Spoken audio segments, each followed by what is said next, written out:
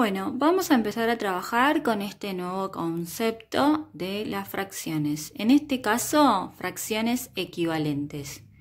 ¿Qué significa la palabra equivalentes? Que son iguales, ¿sí? Si bien parecen diferentes, vamos a ver que se tratan de fracciones iguales, ¿sí? Entonces, por ejemplo, vamos a empezar con algunas fracciones. Por ejemplo, 1/2, ¿sí? Otra fracción, 2/4. Y otra fracción, 3/6. ¿Sí? Si bien podemos ver a simple vista que se trata de fracciones diferentes, en realidad estas tres fracciones abarcan lo mismo, ¿sí? Si yo las represento gráficamente, voy a notar fácilmente que todas abarcan la misma porción de un entero. Por ejemplo, en el caso de 1/2, si yo la represento gráficamente, divido el entero en 2, como me dice el denominador, y de esas 2 tomo 1. ¿Sí? La representé gráficamente. Si yo represento gráficamente a la siguiente fracción, que es 2/4, divido el entero en 4, siempre como me indica el denominador, y tomo 2, como me indica el numerador. ¿Sí? Y si vamos a representar gráficamente a la fracción 3/6, que tenemos acá, voy a dividir a este entero en 6 partes, siempre iguales, y voy a tomar 3. Pero si miramos a las tres fracciones, a las tres representaciones gráficas de estas fracciones, vamos a notar que todas ocupan la misma porción del entero. Es por esto que son fracciones equivalentes, ¿sí? Son fracciones iguales. Ahora vamos a ver que hay dos formas de obtener fracciones equivalentes, ¿sí?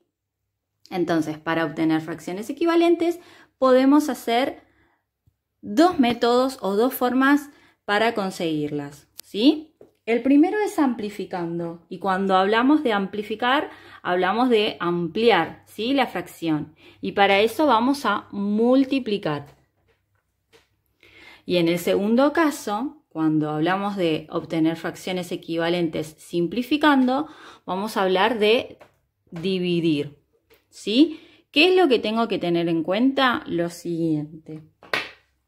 Para representar gráficamente, entonces, ya lo dijimos así, notamos que obtenemos fracciones iguales. Y para hacerlo operando, multiplicamos y dividimos. Si multiplico, estoy amplificando la fracción, y si divido, estoy simplificándola, ¿sí? Bien, entonces vamos a un ejemplo.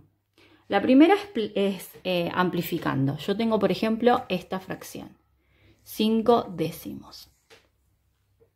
Siempre que yo esté amplificando, puedo multiplicar por cualquier número, ¿sí? Siempre. ¿Qué tengo que tener en cuenta? Que siempre voy a multiplicar los dos números por el mismo número. No puedo multiplicar al 5 por un número y al 10 por otro. Incorrecto. Siempre debe multiplicarse a los dos por el mismo número. Por ejemplo, puedo obtener una fracción equivalente si yo multiplico al numerador y al denominador por 2. Por 2. ¿Sí? Entonces, si multiplico a 5 por 2, me da 10. Y si multiplico a 10 por 2, me da 20. Si yo represento gráficamente estas fracciones, me va a dar lo mismo. ¿Sí? Bien. También puedo multiplicar a estos dos por otro número, por cualquier otro número. Siempre que amplifique, puedo hacerlo por cualquier número. Por ejemplo, por 3. ¿Sí? Entonces haría 5 por 3 es 15. Y 3 por 10 es 30. ¿Sí? Esta fracción es igual a esta, que también es igual a esta. Y si miramos, todas son representan la mitad del otro. Al igual que estas. Por lo tanto, estas fracciones también serían equivalentes de estas. ¿Sí? Perfecto. Ahora, cuando amplificamos, podemos multiplicar al numerador y al denominador por cualquier número. Siempre por el mismo número a los dos. Fíjense que multipliqué por 2 a los dos y obtuve una fracción equivalente. Luego cambié de número, multipliqué por 3. Pero a los dos, ¿sí? Siempre a los dos. Y obtuve otra fracción equivalente.